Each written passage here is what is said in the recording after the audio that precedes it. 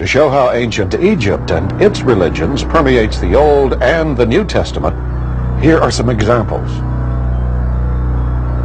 During the rule of the Egyptian pharaoh Akhenaten came an important religious change. Pharaoh Akhenaten was a very important pharaoh. He single-handedly changed the worship in Egypt from the worship of many gods to the worship of just one god in particular, and to the exclusion of all other gods. The name of this god was Re. Pharaoh Akhenaten established that from now on there is only one god, the sun, and his full name was Amen-Re, spelled A-M-E-N-R-A. The pharaoh said that when you pray to God, you must pray through the Son of God, Amen-Re, because he represented God. And at the end of the prayer, in the ancient temples of Egypt, they would say, Amen. First coming in as mercenaries to fight the Romans. But of course, if you're going to have a mercenary to fight for you, because Kemet is already very, very, very old, all right? Muhammad Ali being a bad brother during his day, okay, I'm talking about the boxer, but now he's an old man. Anybody can take him. Well, that was like Kemet. It couldn't defend itself from these invasions that were coming in, because by the time they came in, Kemet was already very, very old. But what the Europeans saw, what the Arabs and Asians and others saw, they saw the black divinity on the temples and tombs. And through that black divinity, this is what they took away from us. We have not been able to see ourselves in a divine spiritual representation in the angelic realm.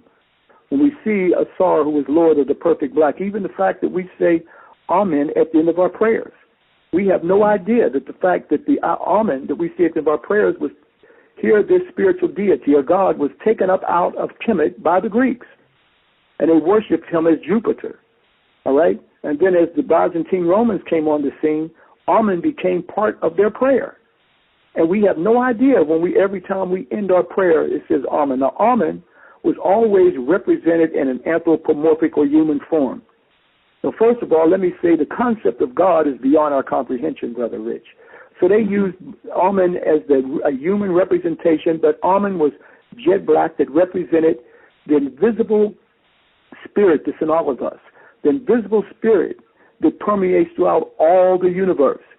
Now, I find it interesting that even if one was to go to Timothy chapter 6, verse 16, they talk about in this verse, it says, who alone has immortality dwelling in unapproachable light, whom no man has seen or can see, to whom be the honor and everlasting power. Amen. Didn't I say Amen represented the invisible spirit? And they say whom no man has seen or can see. They already knew that. Now we've got astrophysicists are telling us now about dark matter and visible energy. Right. What did these Kari-Hebs, as they were called, priests, what did they know thousands of years? This was the spiritual knowledge that they knew. So they took that dark matter, that dark energy, and here they anthropomorphized that dark energy and that dark matter in an anthropomorphic image as Amen. We still say at the end of our prayers, Amen. Nobody can deny that.